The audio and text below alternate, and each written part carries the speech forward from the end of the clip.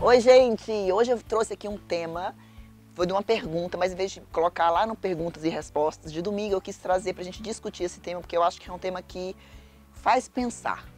A pergunta é a seguinte: eu e meu namorado fomos morar com os nossos filhos há 1 ano e meio, mas ainda somos duas famílias. E quando ela mandou isso, eu quis entender o contexto e ela me explicou. É ela e a filha dela, e o marido e os filhos. Então não tem o nosso, né? Não tem o filho deles. E mesmo morando juntos há 1 ano e meio, é como se ela sente assim, sou eu e minha filha e ele e os filhos dele. Não é ainda uma família. E eu queria falar um pouco sobre isso, porque no meu caso, por exemplo, o Kleber é pai da Bia, mas eu também sou mãe da Bia. Então não são duas famílias. Mas, mesmo depois de 5 anos de convivência, ainda de vez em quando eu ainda sinto coisas do tipo, sou eu e os meus filhos e o Kleber e a Bia. O que eu preciso dizer? A gente não pode idealizar, não pode romantizar essa história e achar que toda uma história... Quando o Kleber casou comigo, o Pedro tinha 14 anos. Não, 14, as contas, né? 14 não, 19. Então, assim, a gente não pode romantizar que toda essa história que veio atrás, ela paga e, de repente, funde a nossa história. Isso é romantizar. É um aprendizado, é uma convivência, é como a família era estruturada, porque são valores diferentes, são culturas diferentes, são situações diferentes que cada um viveu. Então, cuidado quando você idealiza, quando você romantiza essa história. Existe uma sabedoria de pai e mãe nessa história que precisa estar consciente, dizer assim, olha só, a gente precisa construir uma relação. Como é que a gente pode fazer para essas famílias terem respeito? Olha só, quando a gente lida com conflito entre irmãos mesmo, de mesmo pai e de mesma mãe, o grande problema é que nós pais, a gente idealiza amor entre irmãos. Então os irmãos se amam e não tem conflito entre eles. Na realidade, o que a gente precisa idealizar é respeito. O que a gente precisa construir desde cedo é que eles respeitem o espaço um do outro, respeitem o irmão. O amor constrói daí. Ele vem do respeito. O problema é que você idealiza que eu quero irmãos que se amem e foca nisso, e força esse amor, força essa amizade. Não adianta você forçar, as coisas vão acontecer, tudo é com o tempo, inclusive entre irmãos. Irmãos que brigam muito pequenos, às vezes são muito unidos lá na frente, porque é uma construção. Eu estou falando de irmãos que nasceram quase na mesma família, que quando um nasceu, o outro já existia, que cresceram juntos. Imagina quando você vem de um divórcio, ou seja, que pode vir de dores, né, e que você vai ter que aprender, adolescentes ou crianças mais velhas, a conviver com pessoas, cada um com sua história. Então, vamos parar de romantizar essa coisa de os meus, os seus e os nossos, aquela coisa linda de filme. Por exemplo, quando eu converso muito com o Kleber sobre isso, porque é natural, às vezes, que a Carol, por exemplo, às vezes ela tem um embate com o Kleber, e o Kleber tende a se afastar, porque ele não quer vivenciar isso. E eu falo pra ele, eu tenho embate com a Carol. Eu sou mãe da Carol e tenho embate com a Carol, a gente tem conflitos com a Carol, com a Duda, com todos, que quer que seja. Então ele também, às vezes, acha que por não ser pai biológico, que ele precisa ter uma relação perfeita. E quando tem um embate, ele fica tendo um problema. Entende? Então a gente idealiza tudo isso. E é natural, toda relação, ela gera conflito. Não existe relação sem conflito. Nem de pai com filho, nem de pai com mãe, nem de irmão com irmão, nem de amigo com amigo. Relação, ela pressupõe conflito, para que a gente possa alinhar. Então a gente precisa pensar sobre isso. Uma outra coisa muito importante que eu não posso deixar de dizer é, quando há um divórcio, cuidado onde os seus filhos entram nessa história. Vou dar um exemplo comigo. Quando eu me separei, Luiz Felipe tinha 9 anos e tinha Pedro, que era bem mais velho, mas tinha Luiz com 9. Então ele era o mais velho dos 5, né? Porque no meu segundo casamento eu tive 5 filhos. Automaticamente ele entendeu que ele precisava fazer esse papel de meu marido, do homem da casa. Mesmo Pedro, eles não enxergavam Pedro. Na cabeça dele, ele era o mais velho. Então ele começou dizendo, eu que vou dormir com você agora porque eu sou mais velho. E começou a dizer, essa roupa não está muito curta, essa roupa não está muito apertada. E na hora eu tive um insight, e eu estou falando de coisa de 7 anos atrás, que eu não estudava tanto, mas eu disse assim, epa, peraí. Ele está assumindo para ele um papel que não pertence a ele. Ele está assumindo o papel do meu marido. Agora você imagina se eu não tivesse tido esse insight, tivesse permitido que o Luiz Felipe assumisse esse papel de meu marido, de dormir na mesma cama que eu, de ser pai dos irmãos, de questionar minhas roupas, os meus namorados, as minhas saídas. Quando o Kleber entrasse nessa história, eu tinha que dispor, eu precisava tirar o Luiz de um papel onde ele ficou durante muitos anos para incluir o Kleber. Ou seja, ele ia se sentir perdendo papel, perdendo lugar, perdendo espaço, né? Sendo que o espaço nunca foi dele. Então, mães e pais, quando se separem, cuidado com o papel que vocês colocam os filhos mais velhos, principalmente mãe e filho mais velho. Porque eu já vi homens com grande dificuldade de retomar relacionamento, porque durante a vida inteira, ou mesmo de ter um relacionamento, o primeiro casamento, eles namoram, mas não casam. Porque, de alguma maneira, eles entenderam que eles eram os maridos das mães. Então, eles não podem, isso não é consciente, tá? Mas eles não podem casar, porque casar seria abandonar ou ter uma outra relação. É como se fosse uma traição mesmo. Então, a gente tem que tomar cuidado com esses papéis, porque aí é essa nova família, constituir essa nova família, com esse filho que durante muitos anos foi o marido, já é mais um complicador, né? Porque aí você está entrando com um cara para tomar o lugar do filho que assumiu esse papel de marido durante muitos anos. É mais um complicador de você formar o que você está me perguntando, que é, a gente ainda não é uma só família, né? Então a gente precisa estar atento a isso. É isso, produção? Pensou em alguma coisa aí mais? Porque assim, o que é importante colocar, eu acho que o mais importante do conteúdo, do que a gente está trazendo hoje é cuidado com essa romantização, essa idealização. Porque quando a gente começa um relacionamento, tudo é muito lindo. O cara que está com a gente, ele vai amar nossos filhos, isso é maravilhoso, ele te ama, ele ama todo mundo, ele ama um pacote e tal. Mas o conviver no dia a dia não é fácil. E isso gera conflito. E aí você começa a dizer, ai, não é bem assim que eu imaginei que fosse acontecer.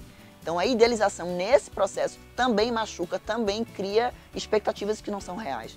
E quando tem adolescentes nessa história, o negócio mais complica mesmo, né? Que papel é esse que você, como madrasta, tem e como ele, como padrasto, tem? Papel de quê? Né? Até onde ele pode ir? Isso é uma coisa que é construída entre vocês com o tempo, com reunião de família. Gente, reunião de família para essa turma é a melhor coisa que tem. Porque você dá voz, porque você coloca, esclarece alguns pontos, porque você diz até onde ele vai, até onde ele não pode ir. Isso precisa ser conversado mesmo, porque talvez nem para você, nem para o seu marido seja claro. Quais são essas bordas, quais são esses limites, como é que a gente atua. Se não está claro para vocês que estão no papel em cima, que são autoridade, imagine para os que estão embaixo. Né? Aí há uma cisão mesmo, a minha família, a sua família. E isso pode gerar um problema lá na frente. Então é preciso alinhar em cima, para que nas reuniões de família vocês consigam alinhar de cima para baixo, para que isso possa acontecer de uma maneira mais harmônica e com o tempo. Né? Porque isso é tempo, isso é convivência. Né? E se forem muito mais velhos, se for uma família onde tem adolescentes de 15, 16 anos, o que você precisa estabelecer é, eles serão amigos, eles irão conviver. Mas é muito complicado, a essa idade, esse cara fazer o papel do super pai, do tal, entendeu? É uma coisa que vai levar mais tempo ainda. Ele vai ser o grande amigo, né? E talvez precise colocar alguns limites ali. Mas construir uma coisa muito romantizada, nesse momento de muitos adolescentes, é complicado. É tempo, é tempo. Eu queria trazer... É isso? Quer colocar alguma coisa aí, produção? Pensou? Ou eu coloquei tudo aqui? Eu acho que eu queria salientar a questão do respeito, que eu acho legal. Em vez de você romantizar esse amor do pai, do padrasto, pelo enteado, esse negócio todo, e sim o respeito. Incentivar o respeito. Né? Que eles convivam juntos e a partir daí pode surgir essa relação mais amorosa, né? Mas em vez de ter expectativa lá do final, entender o começo, a construção disso. E é difícil, assim, porque quando o casal não está muito alinhado, eles naturalmente criam uma disputa, o meu time e seu time. Né? Eu defendo a minha filha, você defende os seus filhos, porque nessa situação foi ele que fez errado, foi ela que fez errado.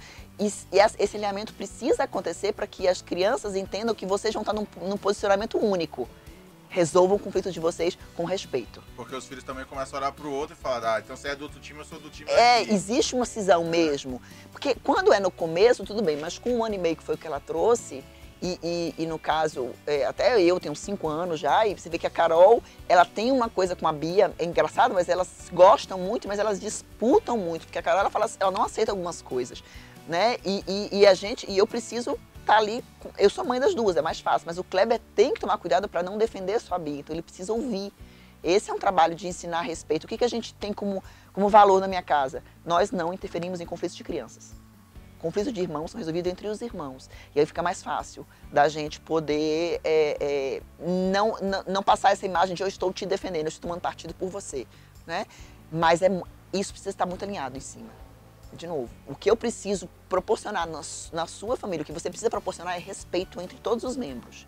O amor é construído com o tempo. Porque quando você fala, a gente não é uma família ainda, eu vejo que você deseja um grande amor entre vocês. Isso vai ser construído. Assim como uma amizade, vai ser construída uma grande amizade, mas isso é tempo. Não tem jeito. Uma perguntinha em cima disso aí. Você acha que se tivesse, por exemplo, um exercício, uma coisa que ela sabe que a filha dela gosta, e aí ela passa pro marido dela, né?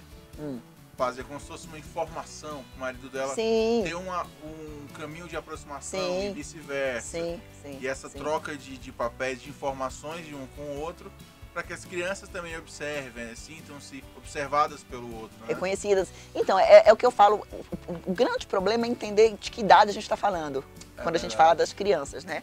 Mas esse alinhamento onde eu faço muito aqui em casa, né? Eu falo assim, você está entendendo que a disputa ou o questionamento de um filho é contra você. Na verdade, os conflitos são naturais. E como um adulto, você precisa, é de cima para baixo.